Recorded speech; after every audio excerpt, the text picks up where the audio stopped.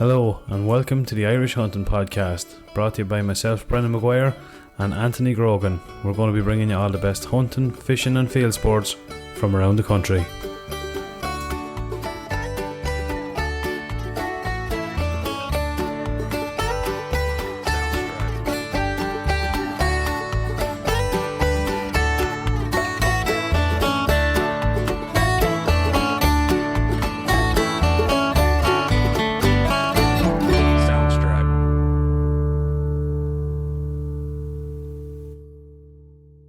Welcome along to the Irish Hunting Podcast. On this week's episode, number 22, we'll be discussing the deer season to date, what we've learned, the highs, the lows and everything in between. Hope you all enjoy. Anthony Grogan, how are you getting on, lad? I'm good, Brenny. Tired? Tired, man. Oh, yeah. We're two of us here looking at each other and we're like, the eyes are falling over our head here.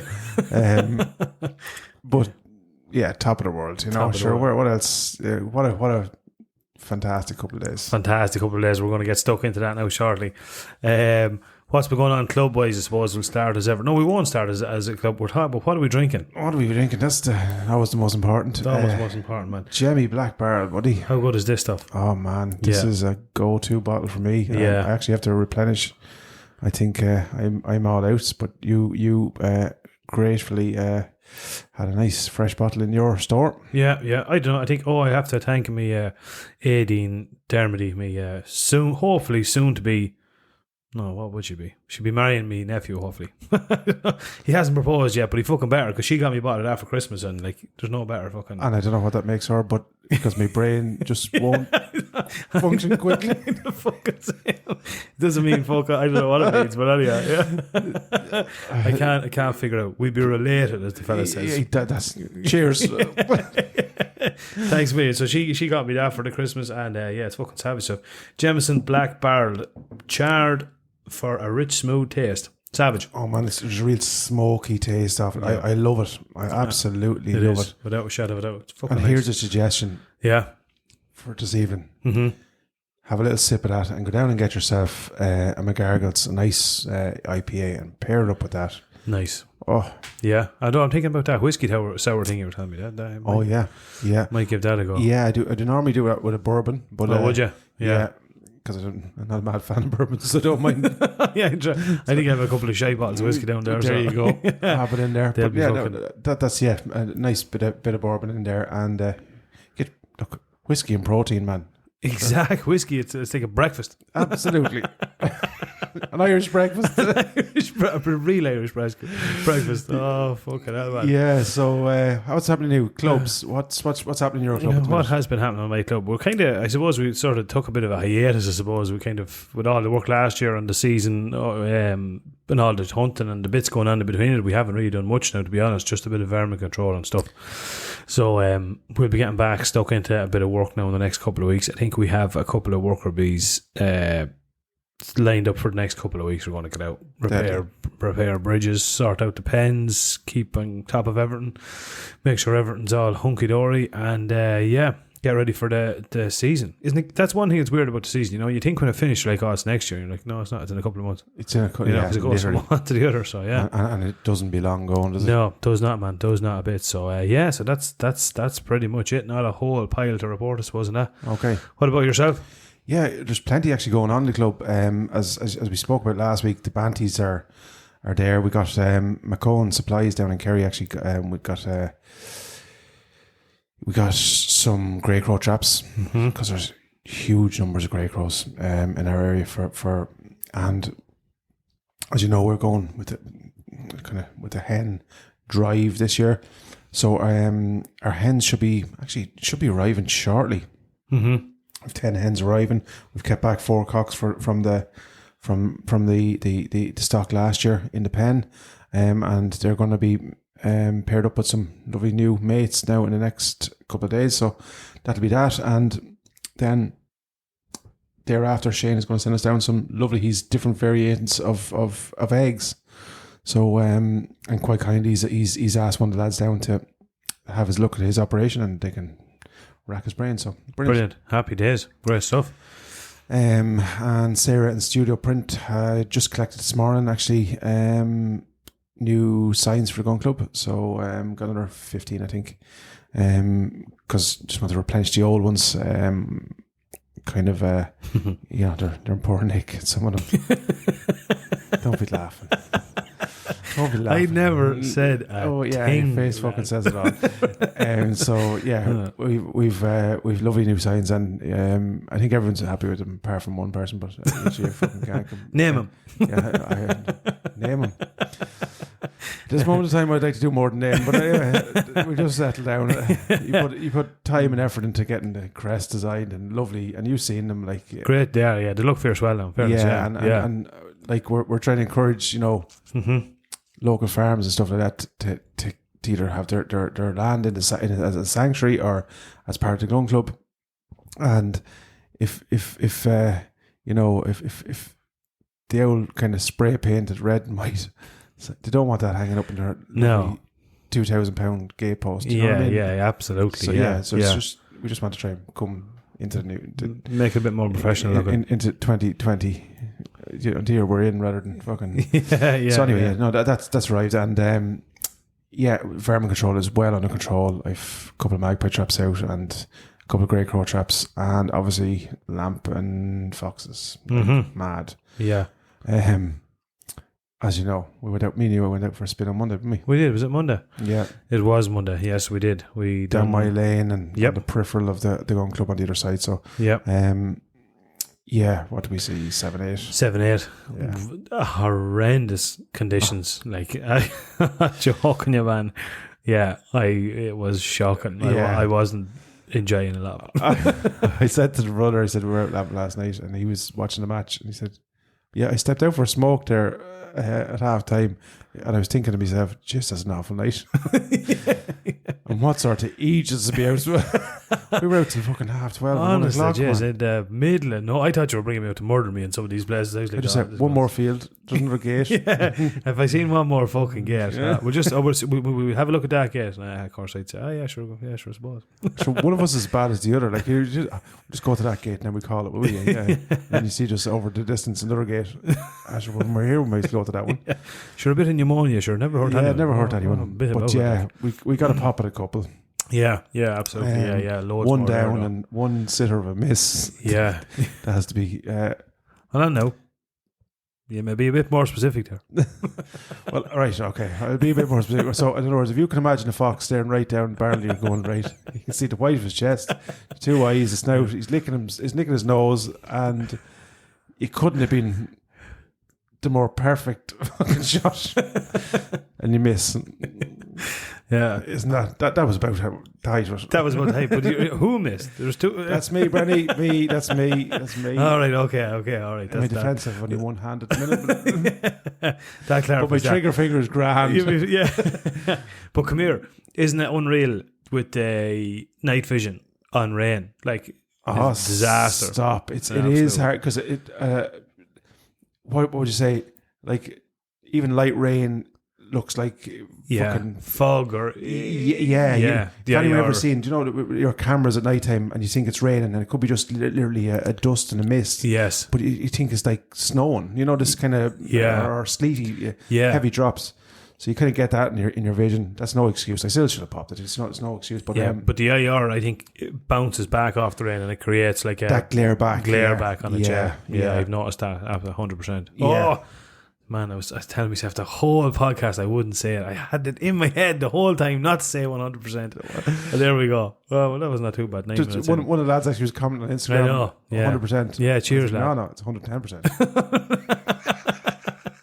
That's it. Finish now. No more. So yeah, that look, that'll never happen, man. 100%. That's not gonna happen. All right. Well, you see. But.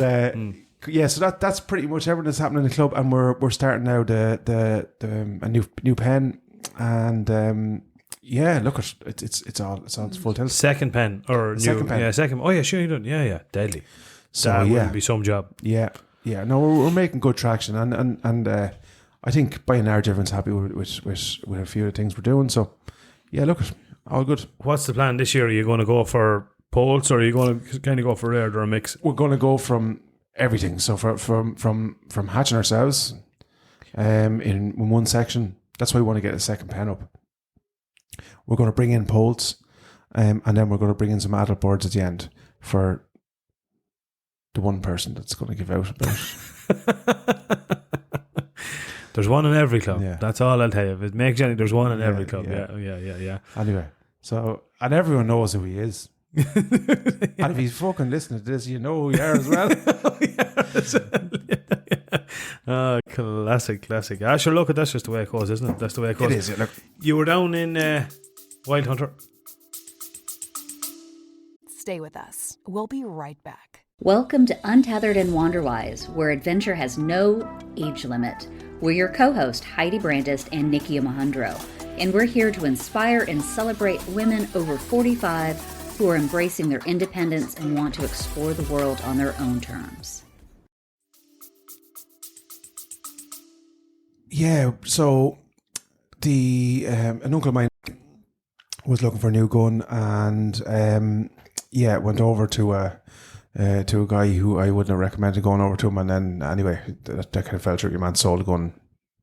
I'll remain nameless, and so he had to apply again. New application. Now I think he's in the process of talking to the FO, and there's no issue. He is a he's a bit of land himself. He actually swear the pen. We have pen on one of the pens or the first pen on his land. Right. And yeah, so he has he just kind of keep that under control with foxes. Grand. And he only has a 2-2, so okay. He was going to actually trade in the 2-2 against, and I said keep the 2-2, keep it, and get a 2-4-3. Yeah. Yeah. So I was kind of leaning towards Tika, as probably would you. And I said, look, either way, we'll bring him down to Wild Hunter. Great selection. You can get the gun in your hand. And that's the only way, I think. Yeah. I would definitely. You know what I mean? And look at what a selection. There was, I don't know, there was 8 or 10 Tikas down there. But he settled on a Benelli Lupo. Yeah, nice. Now, beautiful gun. Kind of like, the glossy barrel. Yes. Like what's on the Marlin, I think. Yeah. So nice. We'll take a little bit of punishment. I was kind of leaning towards, there was a lovely stainless steel barrel on one of the Tikas. And I was kind of, and I had kind of the fluted action, the yes. And I just thought everyone was lovely about that. But then I look at 2 or 3 times, and Hassie down there was great. Like, Jesus, he had great patience. He took out every gun for us. Yeah, he loves it, doesn't he? Oh, breathes it. He eats, sleeps it. So, spent a good hour, did the application. Job done. Happy days. So, he should have that back in a couple of weeks, I think, because Benelli Loop on a 243. A 243. Nice. And then we're going to go back down and pair him up with a scope and bipod and sticks and all the other. So I said to him, whatever you think you're going to spend now, you're going to just blow the budget the next time we're down here. Yes. Yeah. The gun is the first part of what you need. Yeah. And without good, like some lads, it's interesting. Some lads will say, and I don't really agree with this, but some lads will say, whatever you spend on the gun, you want to spend at least 2 or 3 times that on the scope. I'm not buying into that. No. He needs a decent scope. You need a decent scope, but you don't need to be spending 3 grand on a scope. If you have it and you want to, more luck to you, fair play to you. It'd be primarily fox shooting. So, look at I'm going to upgrade my Vortex scope because I'm sick of changing over from my Vortex to my night vision. Night vision when you're going for a deer, yeah, of course, yeah. And you have to re-zero and stuff. So I'm probably looking at going a nice Picatinny rail with quick mounts and stuff like that. And nice. Look, that's next season, right? Yeah. Well, why don't we'll put it out there? Well, we have obviously we've a lot of optics company listening to us. So what have you got? What do you recommend? What do you recommend? Yeah. What will hold zero on in quick attach? Yeah, exactly. Yes. I want to be able to switch between night vision for the foxes and then obviously back to deer. Because like me and you were at foxes on Monday, and then you have to pull it off, put back on your Vortex. Yeah, it's a pain in the arse, isn't it? It really is. Yeah. And I actually, that would look at that kind of.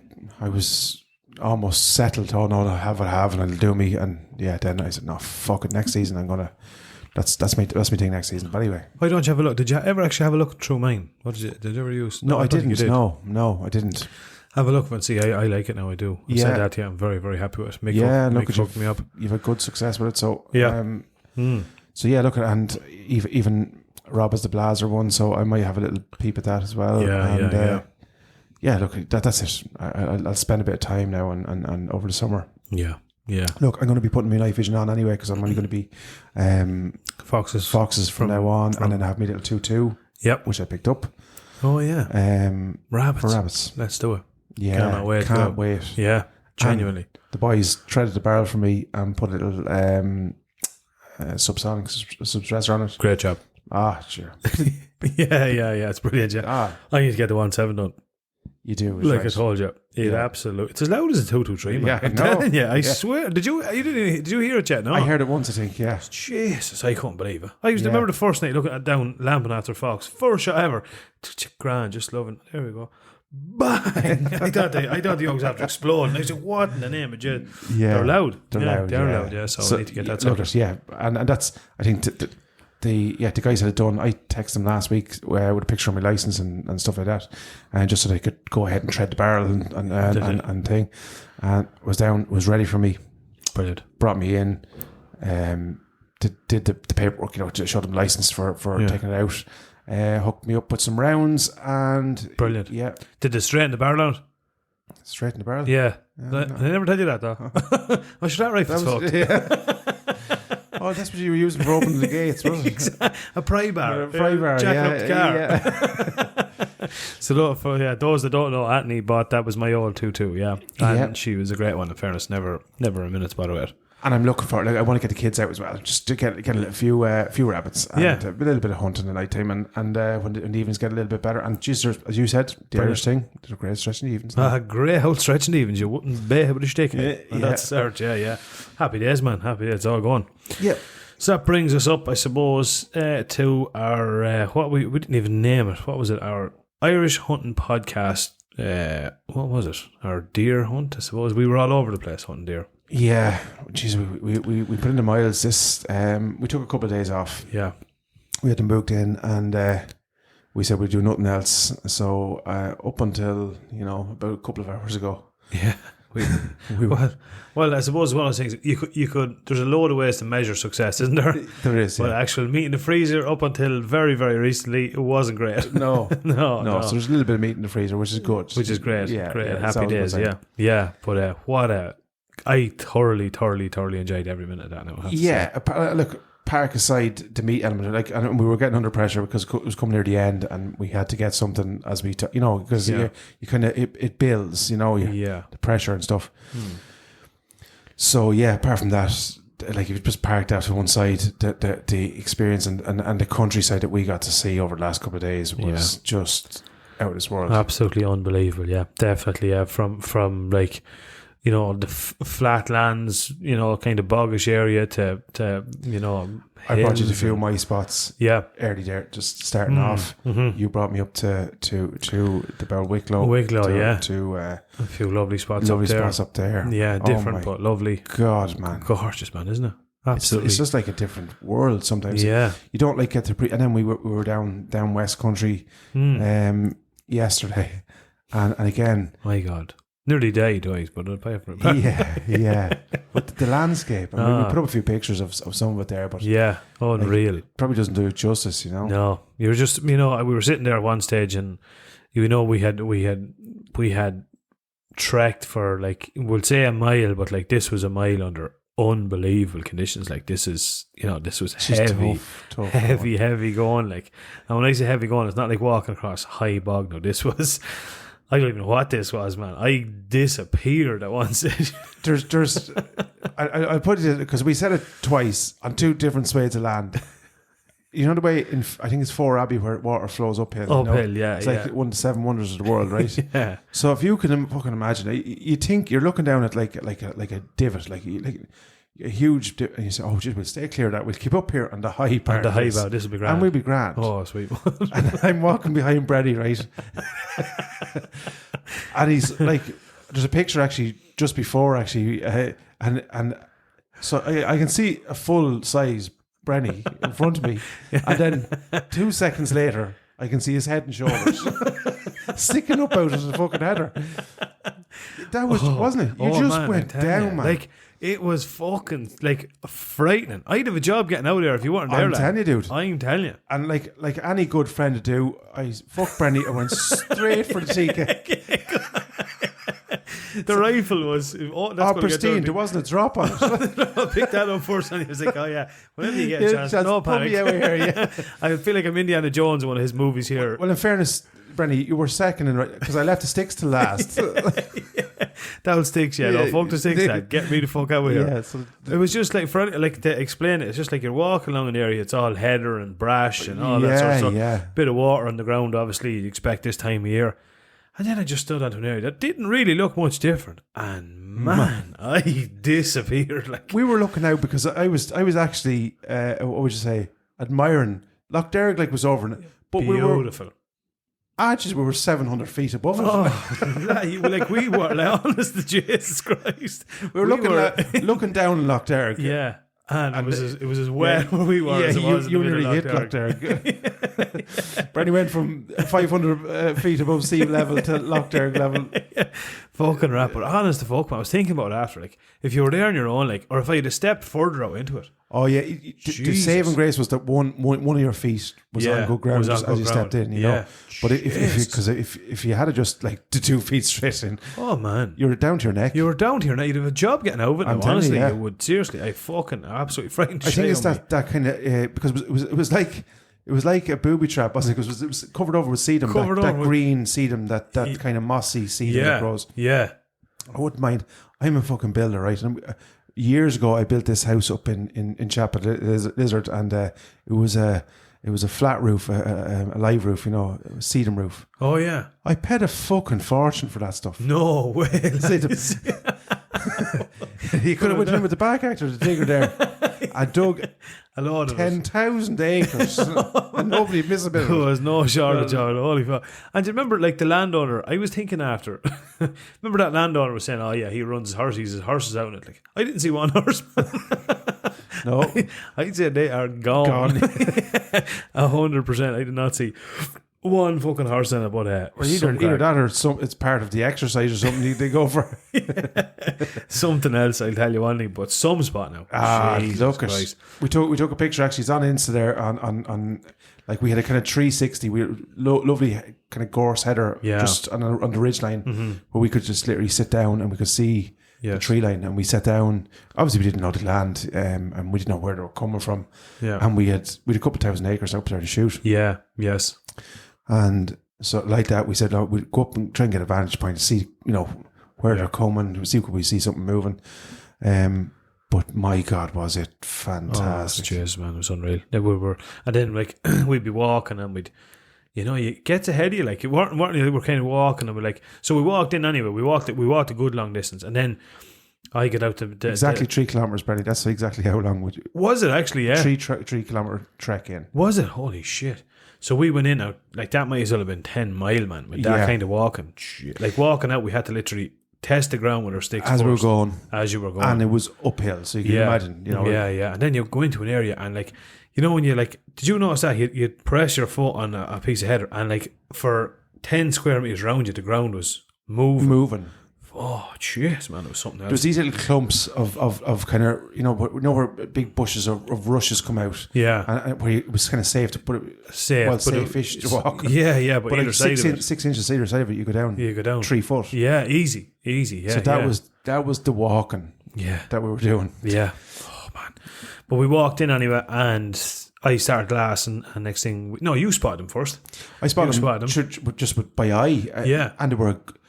I didn't think... long way off. If anyone had said at the time, I would have said, sure, they're only 500 or 600 metres off. Yeah, easy, yeah. No, there were 3 times that. To put it in perspective, like, we were kind of at the brow of one of the hills, yeah? Mm-hmm. So it was what you thought was flat landing between you and the next bit of a hill. And they were up on the slope of that one. Yeah. But just between us, there was 3 or 4 divots. You went down a little bit, back up a hill, down another bit. Yeah, and when you're up until you were up until, and when you were down, beat the Lord. Because we came down to try and get in close, and we kind of kept to the right. Yes. And we said we could up to the top of that hill. But sure, fuck me, we had to go back down and go back up the next one. Yeah, easy, yeah. Because we're out of vision on that particular one. So yeah. Yeah, you just tell the story. So yeah, we got kind of trying to got ourselves into position as close as we kind of could get to them, and you were on the sticks, and that was my fucking doing. I should have just said, look, just take the shot. There was a couple of them there, and we kind of thought there was 4 there, and they were kind of moving. One was moving out a bit, and I thought we'd get a pop of 2, yeah. We'd get a pop of 2, we'd get a position here. We're grand. Now, in fairness, this happened over 30 seconds. So I was just moving one side and they just broke. Whether they hurt us, I do not know, but they just broke. It's funny because they were on the left-hand side and we had the wind in our face, so everyone was kind of in our favour, apart from the ground. Like it was so wet, like, so you had to kind of move quickly, because if you didn't move quick enough, you were sinking, and all you hear was but so you're trying to tread softly but quickly, if that makes sense. Yeah. And then we came to essentially what was a river. Yes. We could hear this water gushing. And you turned to me, where's that water? Where the fuck is that water come from, man? I was there. You could see these reeds, and we didn't know how wide it was or how deep it was. And again, man, if you didn't see there, like, buried. Oh, fucking But they were the far side of this, and we were debating on whether we crossed the river or not. Yeah, and I said, no, the water was what was kind of stopping us from them hearing us, which is, and I thought we'd have to kind of make but anyway, we found a small little section where we could just literally hop across, but you didn't know. We didn't know at the time. So look, it was uncharted land. But they actually moved back towards us, towards the forestry, which was weird. Yeah. So whether something the far side spooked them just as we were. And look at, if they had held for another 10 seconds, we both would have had a shot. I know. It's just a look at the fucking draw, isn't it? Now, in hindsight, we kind of did talk about after, we would have had to find an alternative route for them. God, man. I don't, like, we would not have 100%. We would not have been able to drag them back. No, not a fucking chance. There was no dragging, and that's for certain. Yeah. So we would have had to either quarter them or backpack them and then try and get the guns back out 3 kilometres through shite and go back in for. Like, there was a link road we could have got to, but we were looking at it on the map. For us to get onto that road, to get back to the van, to drive the back round, it was, what was it? 5 or 6 kilometres probably around. Handy, yeah. So no matter which way we went, we were in bother. But look, I suppose that's the title of the podcast today is Lessons Learned. We weren't essentially familiar enough with the ground, which is, look, it's grand. Next year we're going to be down there. So yes, yeah. But loads of things we learned. Like that's one of them. We need to probably familiarise, even coming up to the season, familiarise ourselves more with the ground. Definitely. Where they're moving, etc., etc. Yeah. I only thought, but this is only something I actually thought about afterwards. If I was in that position on my own and something happened, you'd be fucked. Yeah. You think, like, I know we always say it here in the podcast, like, it's not like hunting in Alaska or America where you're gone for 3 days. No, it isn't. But if you were that far away from any road and something happens to you and you're on your own, no one's going to fucking find you, like, within 20 minutes, like, or an hour or a day. Not at home. Even from where your van was parked, right? So to put it in perspective, Brendan's van was like in a little pull-in where a farmer dropped kind of bales or whatever, right? Yeah. But 360 degrees around us, like, literally, 5 kilometres in each way. You could have went, like, so I don't know how many. Pure isolation. Pure isolation. You were not being found. Like, not an absolute chance of it. So I was just thinking, like, if I was ever in a situation like that again, whoever's close to your wife, girlfriend, partner, whatever it is, send them a pin drop. This is where I'm going. This is where I am now. Yeah. Off. Do you know what I mean? Yeah, maybe do even I think from mine and your perspective, right?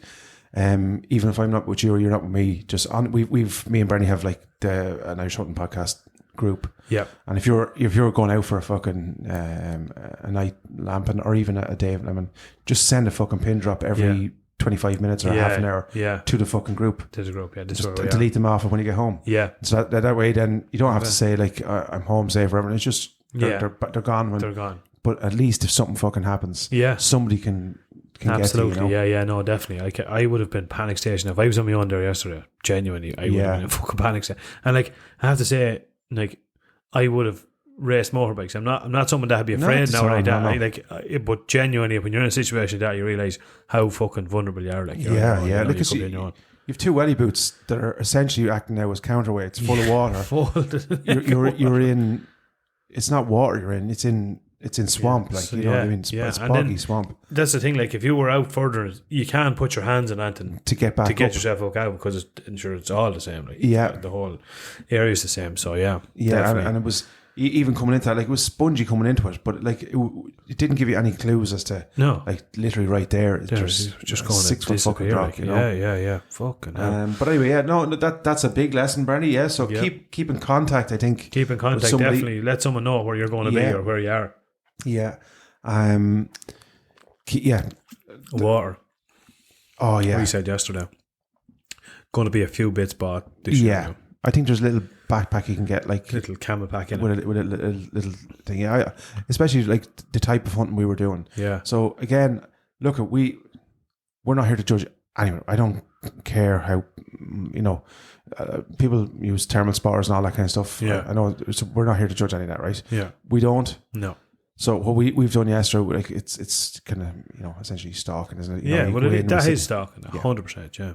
So the chances of we're trying to scope land, trying to dictate where we think to be crossing. So we perched up between two on a high vantage point between two woods because we thought that would be our best chance. We can see the most the outskirt of the wood, and if they're going to cross from one wood and the other, we kind of were looking up the middle of the pasture. So that's how we essentially broke it down. That was the plan we came up with. It. Yeah. If there's anywhere we think they'd be, that's where we think they would. Yeah, be. exactly. And we were right. Yeah, we were. Yeah. We seen a couple, right? So grand. And again, I reiterate for people who's using thermal spotters and all that kind of stuff. Grand, like I don't care particularly. No. That's my opinion. Loads of people have loads of people. That's not hunting. That's not all that kind of stuff. It's not what we're doing. But I'm not judging anyone else. Yeah. So yeah, like that. What would you say? The whole experience that we went through is based on trying to look for sign, which we are. It's more, what would you say, traditional style. Yeah. I find it a hell of a lot more enjoyable now. I do, being perfectly honest, because it's the real bag to First thing we had to do was like drive around and scope the area. You know. That in itself I enjoyed. Yeah. I with the binoculars, like what's there? Is there a water source there? Yeah, there's some forestry there. Is there any, grass, is there any good foliage where they're going to be eaten? Yeah. Then you have to put it all in place. And then look, I suppose again, like we did use Google Maps because we wanted to see what was in behind the forest. So we are using technology. We're not saying like. Oh yeah. Do you know what I mean? We're using a van as well to go around. So like, do you know what I mean? We're not exactly going around with a bow and arrow made from a piece of ashen. Exactly. Yeah, we're using what we can, but exactly. Like, so, but putting all of that together, like. I said to you yesterday, I suppose, the one thing that's different this year than last year, maybe from my perspective, there was a little bit of pressure on yesterday, because of podcasts and stuff.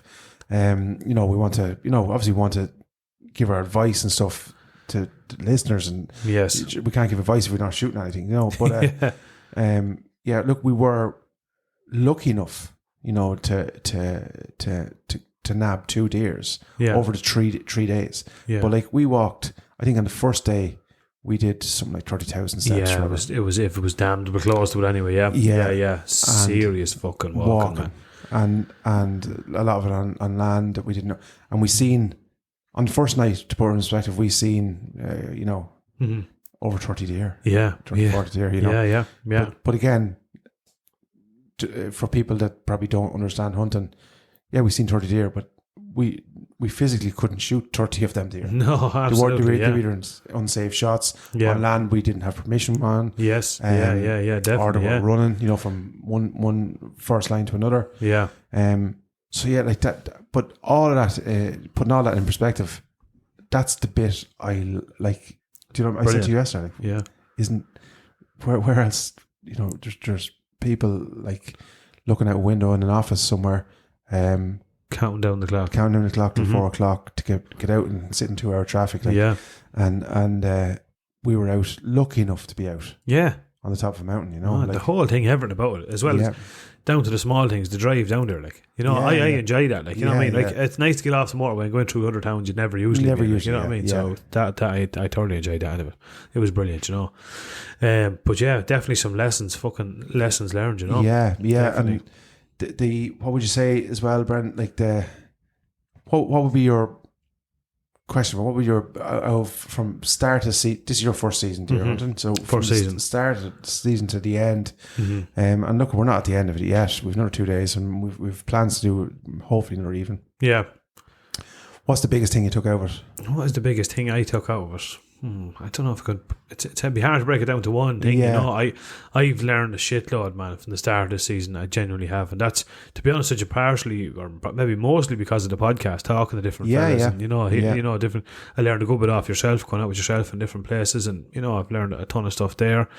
Down to the grolican, down to the butchery, you know, I had to learn it all kind of this year, you know. So, you know, even out, of course, obviously out with Norman, you know, the man's a pillar of information, you know. So I learned loads. I would say, like, my plan, say, for next season, I know this one's not out yet, but with the help of God, next season, my plan is I'm going to go hard at it early. Yeah. Get the freezer full anyway. Yeah. And then takes the pressure off. Yeah. And then, do you know what I mean? Enjoy the rest of it then. Totally enjoy the rest of it. There's a couple of things that I said earlier on in the season, and I'm actually going to take back now.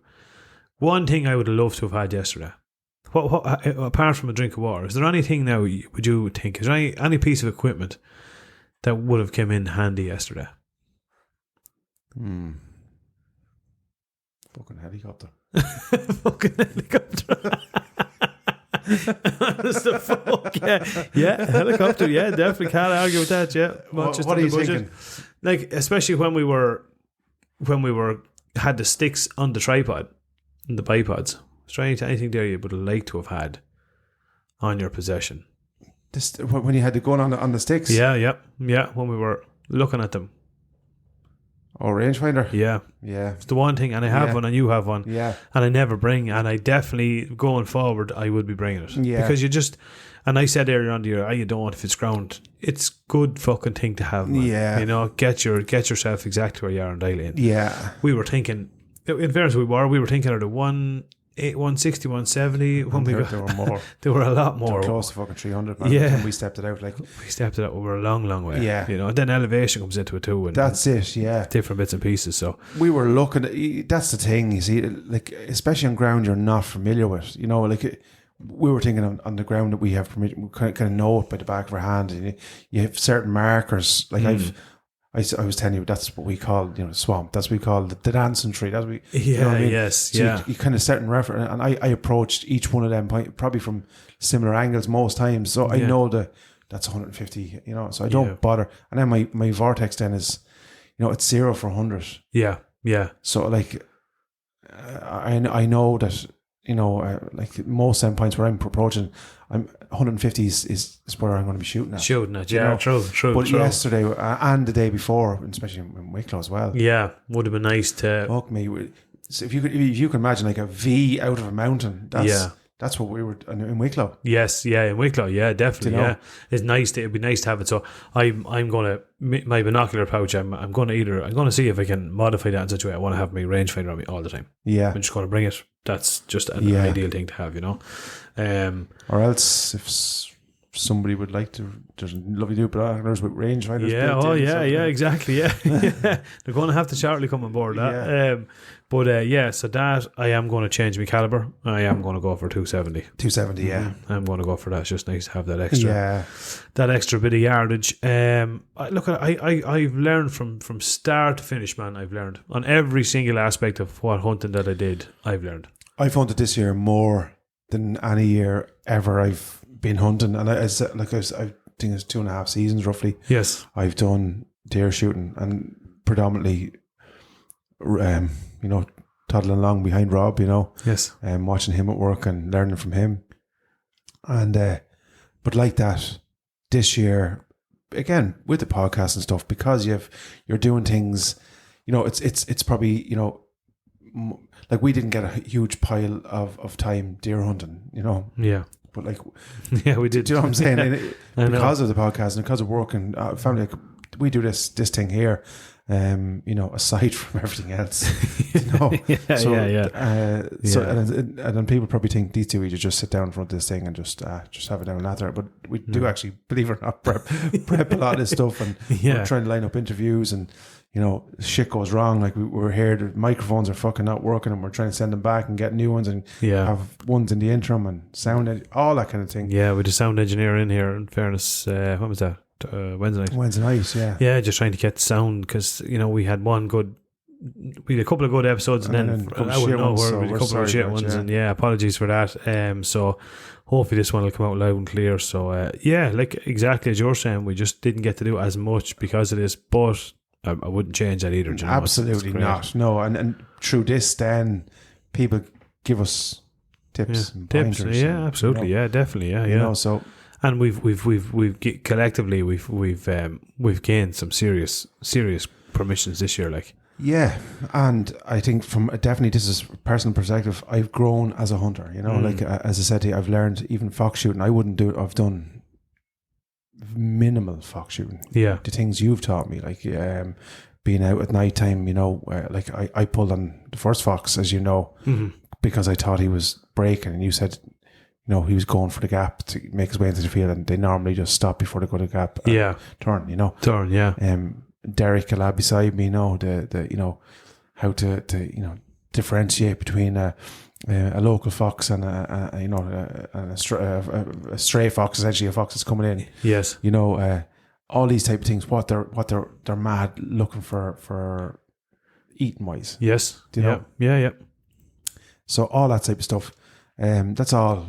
Building my knowledge personally as a hunter, and that hopefully I can, be some sort of a reasonable passage of information down to the next generation, or my kids, or or people in the club, So, and that's what it's all about. Yeah, absolutely. It's a fucking evolution, isn't it? Yeah, definitely. Yeah. And it's interesting stuff. It's like, I suppose, going back to school. When it's something you're genuinely interested, you learn it. When you're not, you fucking won't really. Like, I firmly believe that. So when it's something that's interested, you'll definitely you'll learn heaps. Like even yesterday, but we seen. There you go. Even that, we seen all three species over 3 days. Yeah, that was the reds. That was my first time seeing a red up close and personal. Yes, right? Yeah. And we were within a whisker of getting a pop at a red. Yeah, down that day. Yeah. So within a whisker. So, and that's the beauty of it. Absolutely. You could have stepped left and got a shot, and because we went right. You know what I mean? Winded us and gone like a light. So cool to see, though. Yeah, and then so we've seen reds, Sika, and fallow. Yeah, and even in the fallow, the things like I would have always thought, seen fallow as your Phoenix Park fallow, where with spots in the back, and bright colours, and we've seen the darkest fallow known to man. Yesterday, yeah, exactly. I mean? Yeah, definitely. Yeah, this time of year they're a lot darker. This time of year, 100%. So all that type of thing, it's all like little building blocks, and I think that's hopefully through the podcast, a lot of people that we're bringing with us. Well, we know absolutely by the messages, which is, again, we spent nearly 20 minutes playing messages on the way down. Yeah, for people to send us in. Yeah, absolutely. Yeah, great. Yeah, it's great to get the feedback from that too. You know?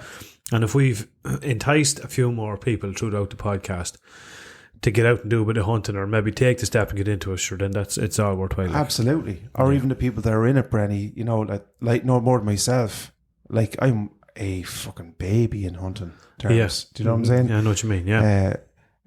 Like if we're bringing like people that, like myself, probably even like yourself, before all this happened, you're kind of a little bit nervous about asking the question, or you know what I mean? What do I need to know here? Who can I ask?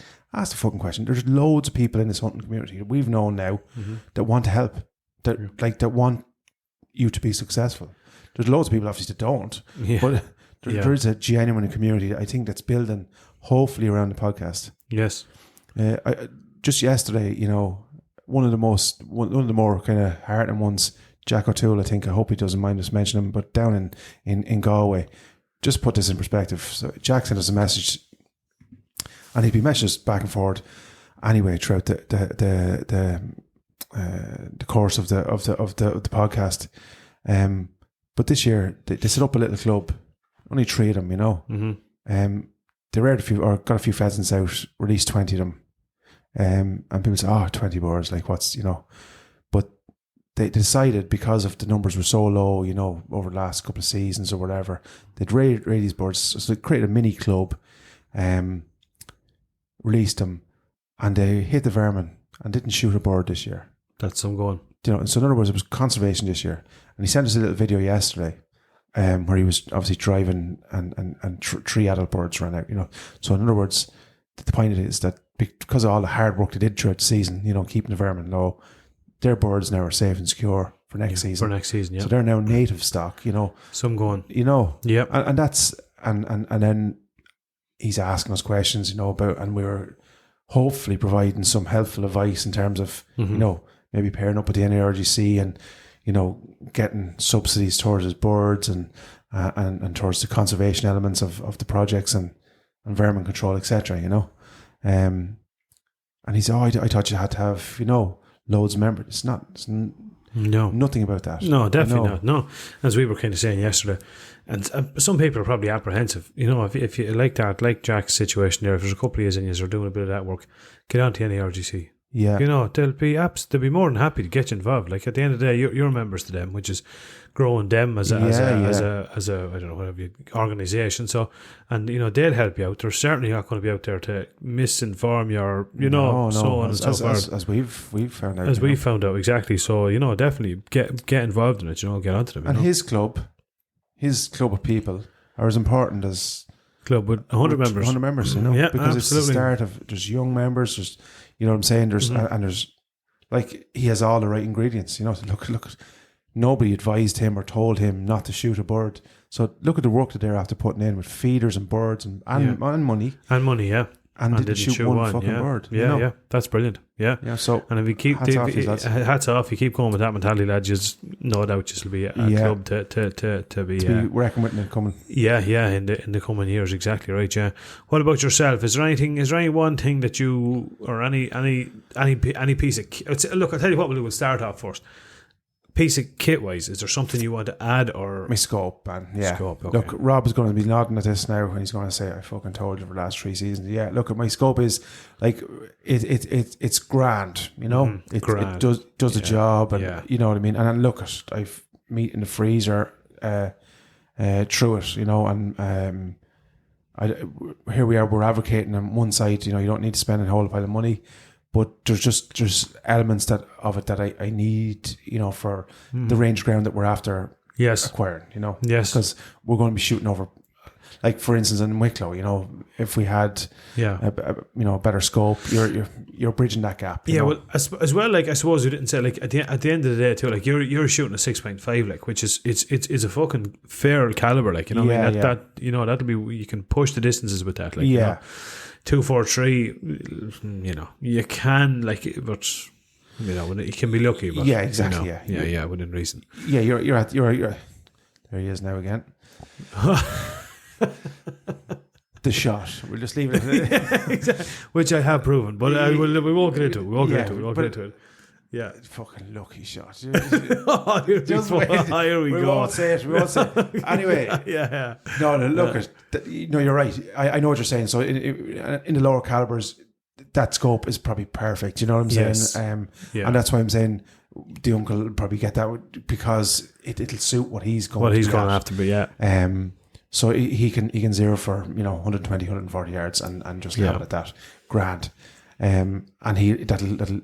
But then, when you're switching between yardage, as I'm going to be now over the next couple of seasons, hopefully, yes, I need a dialable scope, you know. So and just a little bit. But funny enough, I love the glass on mine. I love the optics of it, you know. Yeah. So look at it again. It's no different than with the uncle. But when he's picking the gun, you need to get them in your hand and see which one suits you. And yeah, absolutely. I won't be spending huge money on it. You know what I mean? No, definitely. It's alright. Fucking Rob there. Rob's fucking obviously a millionaire, but no, just, you know. No, exactly, I love his setup, man. That's what you dream about, isn't right it? There. Yeah, it is savage. Isn't it's it? class. Yeah, I was just watching him, like, putting it back into the case, and he's putting the cover on the scope, and you know, and us two Muppets just bog them all on the bottom of the stock. Unfortunately, this is the case. Exactly. Honestly, And you're saying to me, you fired it want over to close the- that case. I said, no, should we need to travel 20 by there. Fucking in there beside those 9-inch blocks. Stuff Yeah, would be yeah. grand.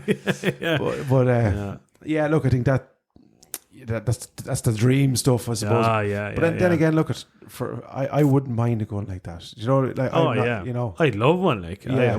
you mean you wouldn't take care of it? Like, I no. wouldn't. It'd be terrible for me to have like. It'd be a mortal sin for me to have that gun, man. It'd be an I'd absolute be the mortal same. sin. Yeah, an You absolute know. mortal fucking sin, without a doubt. Yeah, You can imagine coming in now at 1:30 after Fox shooting the other night. Oh, and you fuck have to try that. and dry off. And Oh, bollocks to that, no. I tell you, God, all I do, help. this is my gun care, right? When it's now, my guns are all right, like, I don't, you know what I mean? They're not fucked or anything, but like, I have an old pair of boxers on top of me gun safe. this right. So for everyone out there now, this is an essential piece of kit. Essentially, it's a Primark quality boxers. You find that's the best one for the job. I it is. always fight. It's just a bit whatever fibers. So you give her a bit of wipe at that thing. I have a bit of WD or a bit of Triamon. I'll kind of spray it on it, and I'll give it a rub with that and get all the moisture off it. That's my gun care. Throw the old boar snake through it there every so often, and fucking Now it should be grand. I've been where your gun safe. That's in the bedroom, man. Yeah. Hopefully I'm not giving out any. But like, you come in at 1 o'clock at night Yeah. and start fucking cleaning down the gun and putting it in this. I don't. It Your doesn't take me wife too is a long. saint, man. I know. She is definitely. Yeah. I know you've seen the fucking door in my set. Do you ever see the door Oh, when you it's like a fucking. It's like a Brinks fan, man. Fuck yeah, it is. It's pretty. I'm speaking of the swivel of my Oh, gun. sweet Jesus, man. Oh, here we go. That is one fucking thing you need to sort out. Well, I did. Shall we start at the Oh, valley in the morning? we did.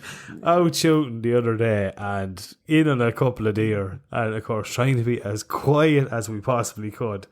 And Anthony's swivels are that rusty and fucked. Every time we lifted the gun onto the pipe,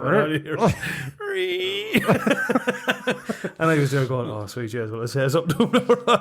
And then yesterday we were getting out of the van, and you actually said, I had forgotten about it. And you said, oh, by the way, would you have any 3 in 1 aisle there? He says, these fucking swivels. And then I said to him, I said, oh, yeah, man, I was going to fucking get it. They were terrible, wasn't it? Oh, they were bad, man. They Yeah. were bad. But look, that's why I'm not going to be buying a $5,000 blazer. With No, same as that, man. No, I'm probably going to go for the Tika 270. Tika. I think, Yeah. I think so. Like it's bang for buck, man. It's good. It's priced well. A load of people, well decorated hunters, have said to me, if you have Blazer, Def, Savage, if you can go there, next best thing I'd be going for would be the Tika. Tika, yeah. So I'm going to go for Tika. No, look, I would second that. I actually held it in my hand the other day. Yes. When I was down there, so no, lovely. Yeah. But like your gun is lovely. Your fight gun is. Look, it's gonna. If I could change one thing, I actually I've wooden sock on mine.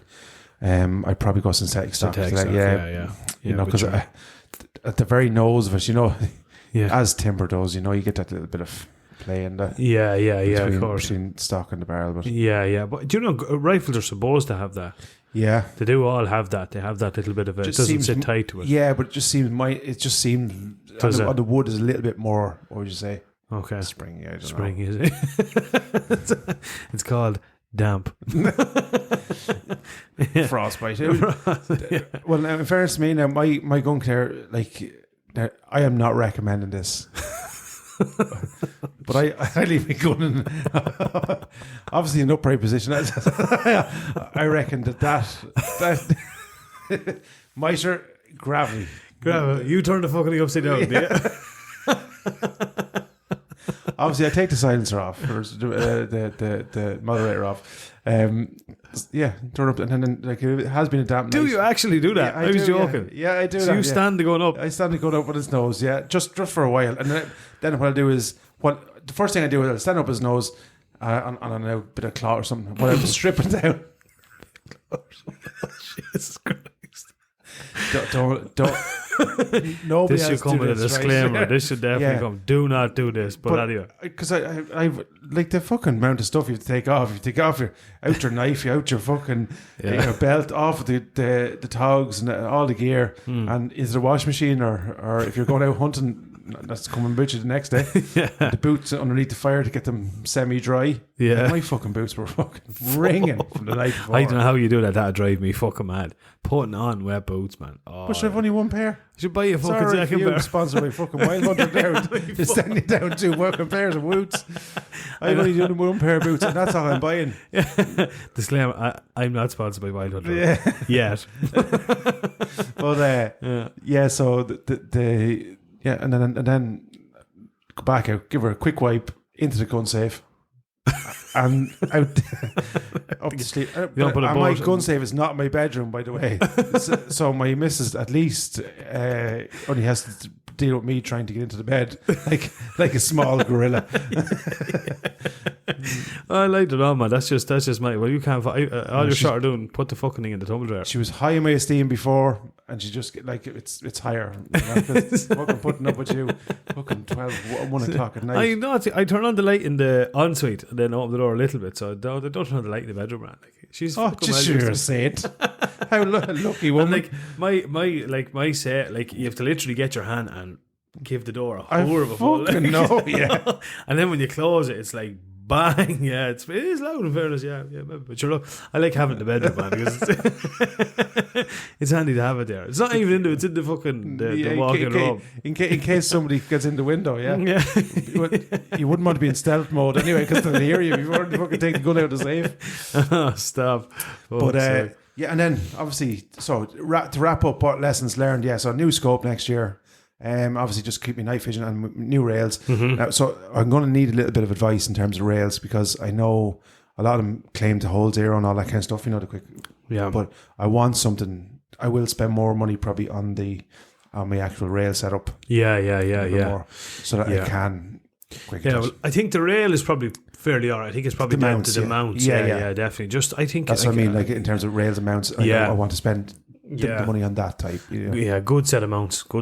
You know, spend a few bob, maybe 70-80 quid in a set of mounts, and you know, where my issue lies, which I can't do. I wanted to be able to swap the ATN on from the 243 onto the 17 if it was a particularly windy night. It'd be nice to be able to go out with the 243 with that on it, but I'd have to change the rail setup, because I can't, you know, I have to adjust in the rings on the mount to pick up on the Picatinny rail, and you know, if I want to transfer, I have to move them. So you know, I need exactly like but I don't know. Look what I'll see. I'm just going to get rid of the 243 anyway this year. I get the 270, and I won't be using the 270 for Foxes, man. There's no point. No. Ammunition is expensive enough, as the fella says. You won't be doing that. Like, fuck that. How much is a box actually for the 6x5? What's a box at? I was buying the Cellier and Bello for, I think, was it 36 quid? For 20. Yeah. So the same as 243 then. Really? Yeah. Okay. Yeah. Actually, sorry, I think it was 39 quid. 39 quid, yeah. I was getting Federal 100 grain soft pints for €36. Yeah, that's good. Yeah. No, I think like obviously the Hornadies were a little bit more. The ballistic tips were a little bit more expensive. Yeah. But I probably will go back to the Hornadies, I think. Will you? Yeah. Yeah, I couldn't actually get them. I had my gun zeroed for Hornadies, and then I was actually getting them off Sports Den, but this was back last year, so I stocked up just on. It was the year before actually. I got a couple of pooches of Cellier and Bello. Yeah. Because we thought the world was coming to an end there during COVID. Oh, so yeah, absolutely.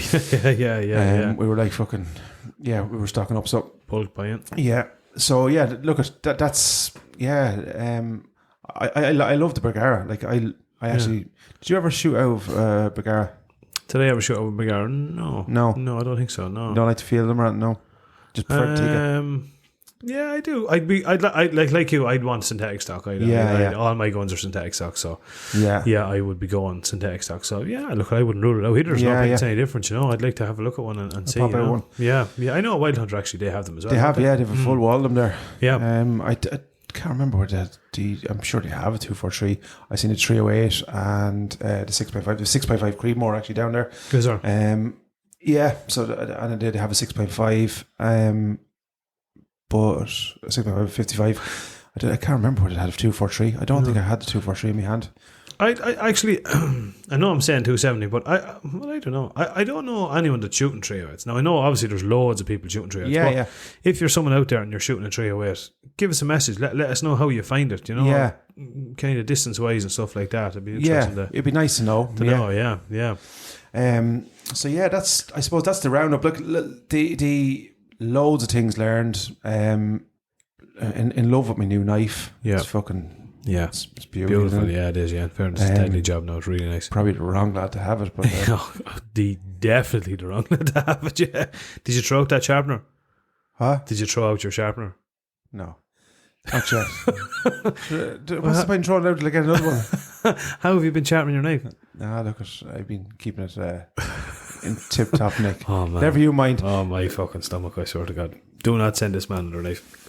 Dude, I fucking bought a knife. I can do whatever I want to. But anyway, yeah, no, I love that, and the big thing I think throughout the last couple, the little pouch for the ammunition from Sifa Neller. Yeah, I just deadly. Yeah, I had mine. We both were using them at the weekend. Yeah. They're so fucking handy, aren't they? Brilliant. Because I'd always like, and I know it's stupid, but like I have the elastic on my gun that I can put 5 or 6 rounds in.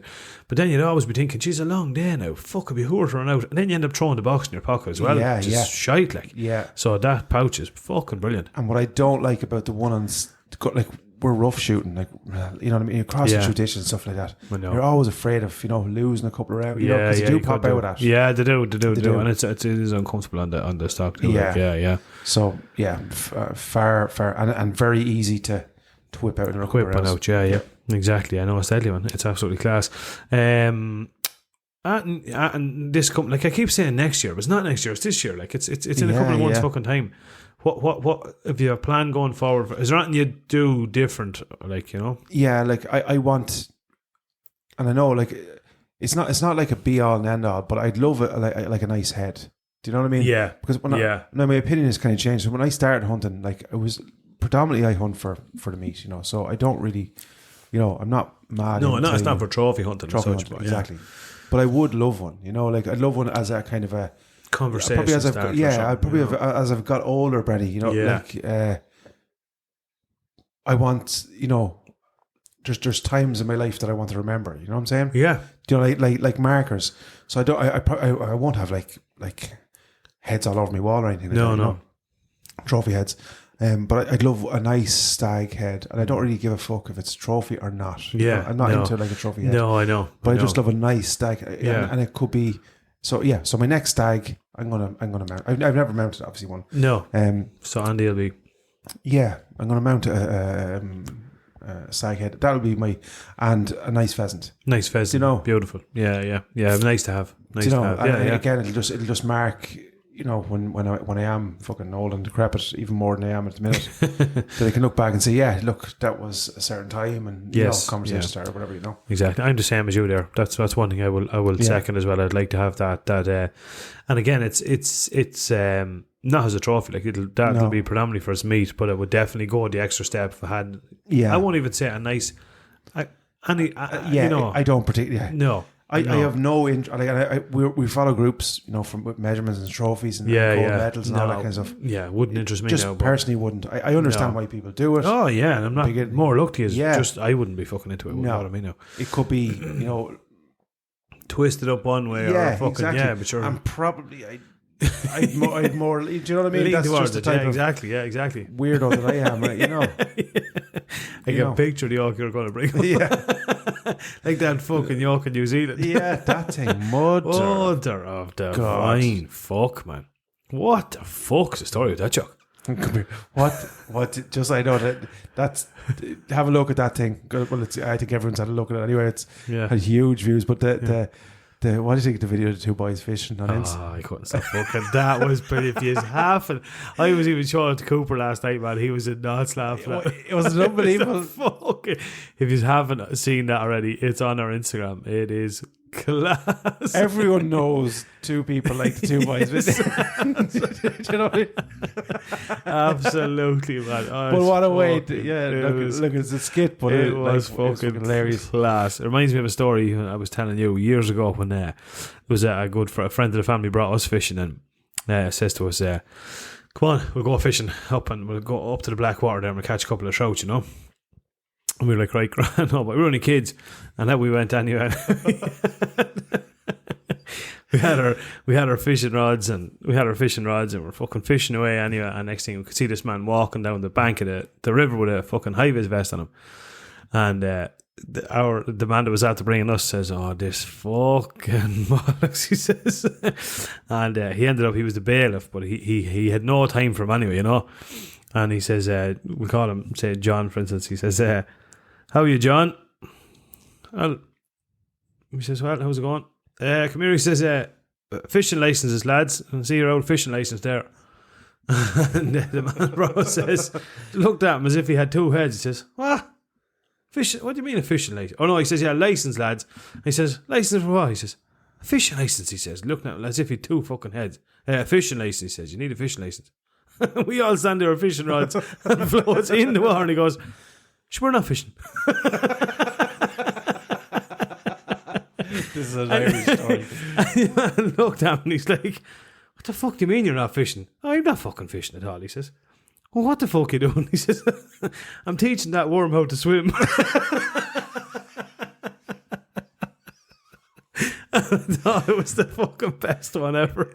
And his face, he just looked at me and he just said, "Get a fucking fishing license." It only cost you fucking €4 or whatever it was. Yeah. Right? So, Brilliant, man. man. That is like, Definitely.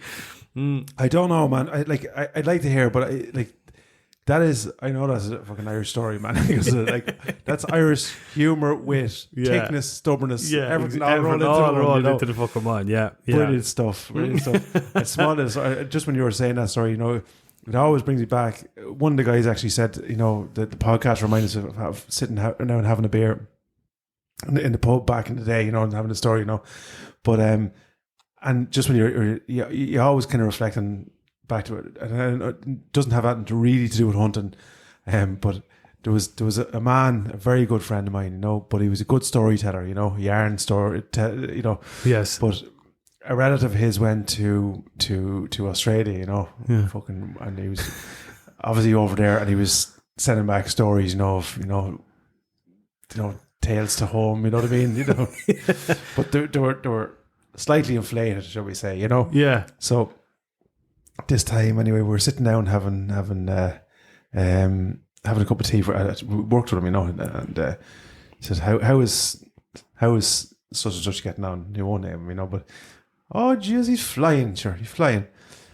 Where's he at? "Oh, he's up in the fucking mountain, up in the mines, and oh, Jesus, he's miles from civilization, you know." Yeah. And this is going, and he says, "Oh, fucking dangerous place, you know." And I said, "Dangerous? What way?" "Oh, there's fucking wolves up there. They call them the silent wolves," he says, you know. "Silent wolves? What the fuck is a silent wolf?" "Oh, sure, the fuckers that ate you wouldn't even know they're eating you."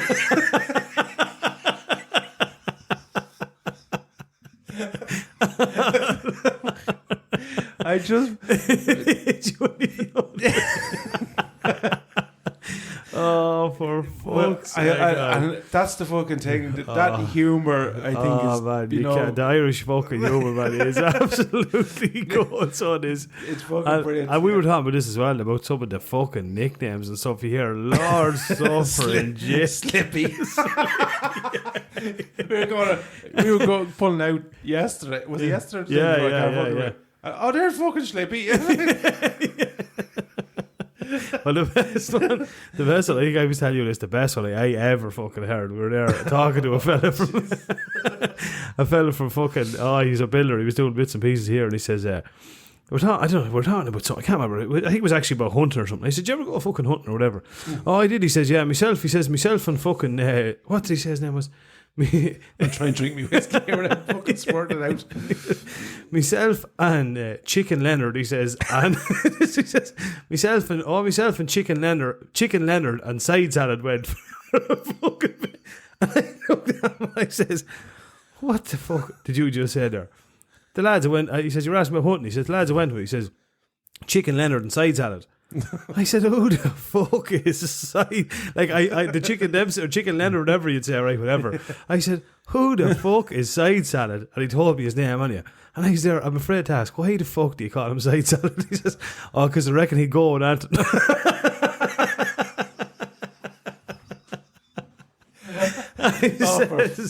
I says, oh, fuck it, where the fuck would you bet that? Side salad, because he go with Anton. Oh, my Jesus. That deadly. That's deadly, yeah.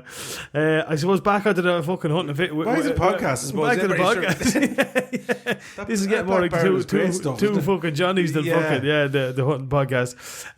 Yeah. We had the boat. So we had through all the madness this week. So we went fox shooting, deer shooting. Yeah. And obviously, the boat project. Yeah.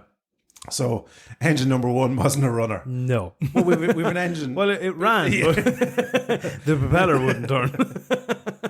We were thinking about sticking it onto Brenny's legs there and he could paddle maybe. But we landed the jackpot. You landed the jackpot. Yeah, so we a lad who has always done my joinery work. A great man, actually, John Kyle, fantastic, honest, honourable skin, and actually tug of war champion. Actually, tug of war for Ireland. Beautiful. Strong as a horse, as John. Yeah. But I was just picking his brain about, as we did on Facebook, and we got a lovely about some hardwoods. Would he have some of the hardwoods that the guys recommended on Facebook? So he said, what do you need that for? So, for the boat, So we bought a little boat and, I'd have bits and pieces. She said, sure, bring it down. He said, I'd have a look and could have offcuts and bits and pieces. Grand. So he said, are you going doing a bit of fishing? I said, we were thinking, I said, look, it's a bit of a project. I said, we've a boat, no engine. Yeah. He said, I'm sitting here looking at an engine. I said, you're joking. No, brand new. And I said, oh, no. The budget has been fucking stretched. Yeah. This year was. He says, no. Well, when I say brand new, he said I bought it 7 or 8 years ago. He says, and I ran it once. And I could vouch for that. I'd say now. In fairness, just looking at it. Yeah, I'd say it was started for about 30 seconds. I'd say so. Yeah. Mm-hmm. So brand new Honda 5 horsepower. Honda 5 horsepower. You couldn't get better than that. When you showed it to me, I was like, where the fuck? You after whipping that out, deadly. So yeah, 5 horsepower was. All the bells and whistles was the cut off and the what was it? The PowerPoint. The PowerPoint on it has all the quick release. Came with it, the tank, the fucking everything. Brand new tank. Absolutely fucking deadly, man. So we're getting going. Dave McKeever's going to do with a fiberglass, and that was my own fault. I wasn't around it during the week to be here, but he's going to do a little bit of repair job.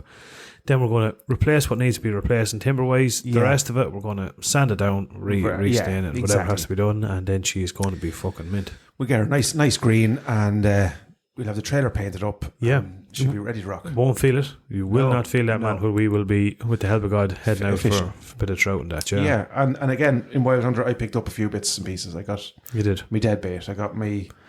floats. Your floats, your flavouring, the whole job lot. Yeah. Syringes. Trebles, you have to get a couple of trays, but you have traces anyway. You got the lot. You got the lot. A couple of weights, debit floats, the whole job lot. Yeah. So you're more. I'm nearly good to go. Yeah. And a good, actually, Stu, who's a friend of mine, we've yet to meet, but he's only over in Navan, has kindly donated a load of fishing gear to get the young lads fishing. So he's a huge pike fisher, a huge fan of the show now. I think he should be halfway up the thing, and he was going to skip onto the fishing bit, but we'll be doing more fishing next week, hopefully. Yes, 100%. Yeah, we might try and get out. We probably won't get out between now and next week. We'll try and get out for a bit of pike and get the kids out and stuff. And exactly. Yeah. See how to get on, as the fella says. We'll definitely have to do that. Next week's podcast, we are trying to get a man on. We're just struggling with a microphone at the minute, and he's going to do a bit more talking about pike fishing. This man has caught some serious fish down through the years and stuff. So he'll give a bit of... Look, I think even if we have to, Brenny, we'll get him sandwiched between one of the mics, and you'll have to just bear with us on the audio, because we have three microphones, but one of them is just acting the... Acting the mick, as the fella said. So we've been on to the crowd. We bought it off Gear for Music, isn't it? Is that the name of them? Or Gear Music Ireland, or Gear Music or something like that. Yeah. Anyway, yeah. So they're going to fix it up for us and leave it as good as new. We hope. We hope. So that's, I suppose, going to be a wrap for it, isn't it? That's a wrap. We've a little bit more hunting to do. I'm sure we'll keep you posted. Keep you posted. And the only thing I will say, in the dying days of the season, if you're heading out, enjoy it first and foremost. Absolutely. Stay safe. And any other queries, please get in touch. And happy hunting. Happy hunting, guys. Over and out. Over now. Take it easy.